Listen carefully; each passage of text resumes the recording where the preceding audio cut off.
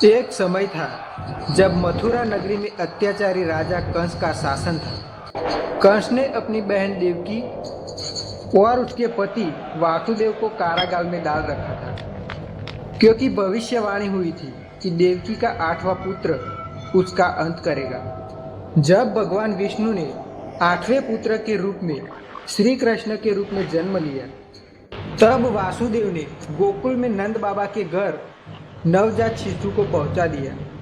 वही यशोदा और नंद बाबा ने कृष्ण का पालन पोषण किया। देवकी वासुदेव के 7वें गर्भ से बलराम जी का भी जन्म हुआ, जिन्हें पहले रोहिणी के गर्भ में स्थानांतरित कर दिया गया था। इस प्रकार बलराम भी गोकुल में पले पटे। गोकुल में श्री कृष्ण और बलराम का बचपन अत्यंत मनोहर और अद्भुत था।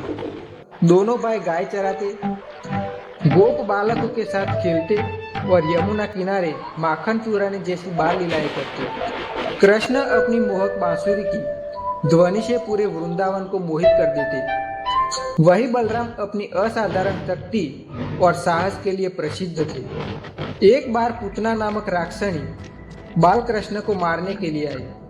उसने विष भरे स्तन से दूध पिलाने का प्रयास किया, परंतु बाल कृष्ण ने उसे पकड़ लिया और उसका प्राण हर लिया। बलराम जी भी बचपन से ही असुरों को परास्त करने में अग्रणी रहे। उन्होंने अपने बल से कई बार गोपों और ग्वालों को संकट से बचाया।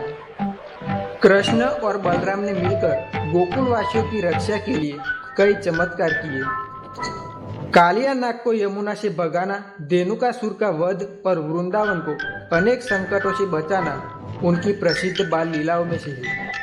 बलराम अपने हल और गदा के बल पर गाय के रक्षक बने, जबकि कृष्ण ने अपनी दिव्य माया और बुद्धि से सभी को सुरक्षित रखा।